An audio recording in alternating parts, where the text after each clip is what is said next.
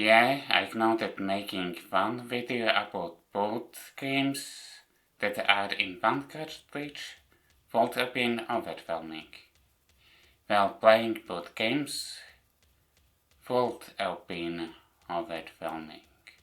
Well, maybe not the combat or gameplay, but needing specific stuff without easy access. When in the previous game, I had access to stuff all the time for no reason on the same cartridge. More specific details later in the video, in Miscelleanous category. However, this game also starts after beating the first game. So after taking a break between these games, I needed to continue the game, not select no game.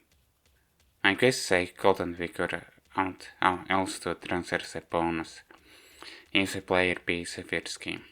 And of course, because it is the same cartridge, then of course it was developed by the same company and published by the same company for the same console. And of course I'm using the same fan-made patch as the first game.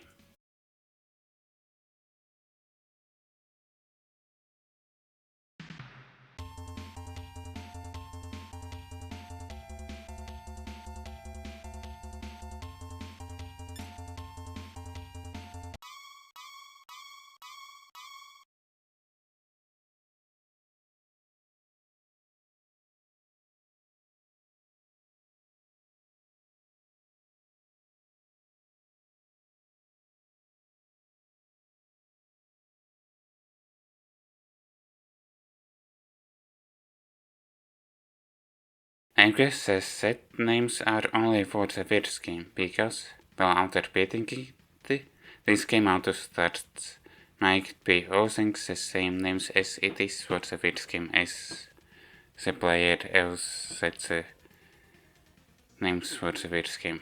As in whatever names the player had set for the first game, yeah, that I wanted to say.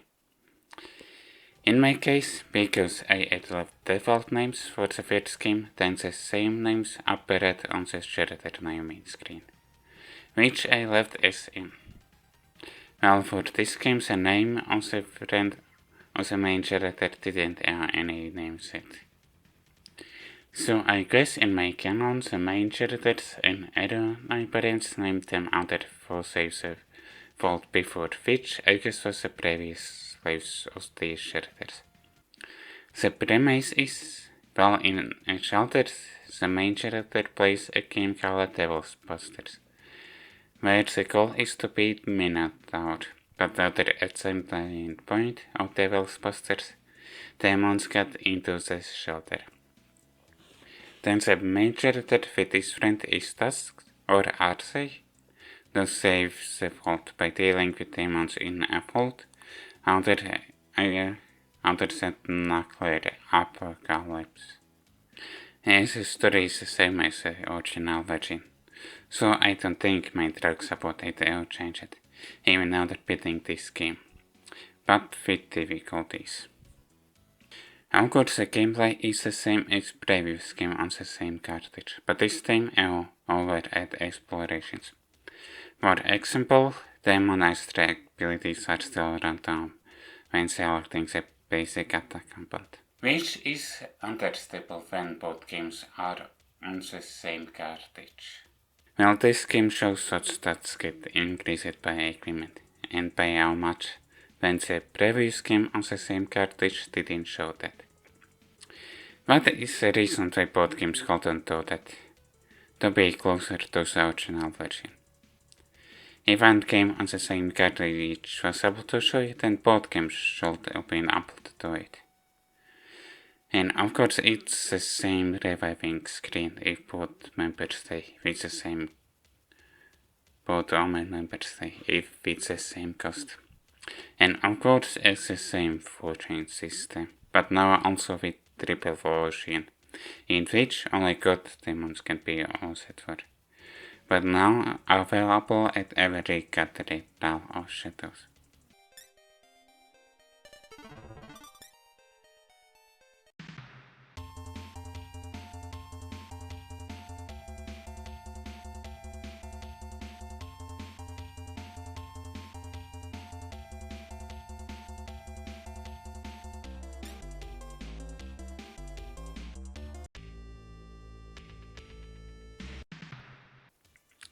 Devil Busters title story is the original layout, not the layout that appeared in Kyūyaku Megami Tensei I.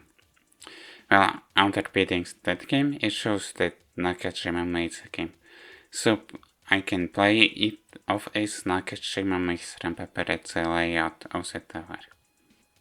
There is a character that explains impulse for fusions, which in some cases saved me time to check fusion previews, but in other times impacted me to continue the game. I played most of the game without the devil analysis, so I needed to guess which demon I was able to recruit. Checkman, which was in the original version, was replaced by terminals. They add their own charm. Of course, you can only have up to 9,999 mark, which can run out twice as the end game.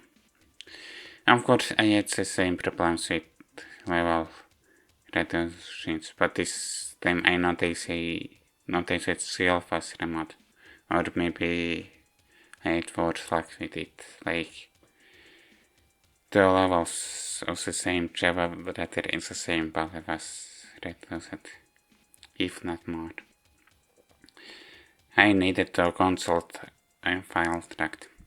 There are 2 instances, or maybe 3. The third seems to be optional, where you need to have a specific demon.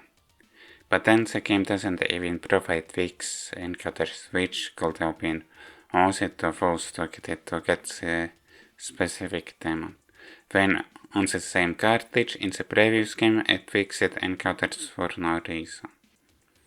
Well, sure, there are instances which demons are needed, but not instances on auto-get those demons, or what I said before.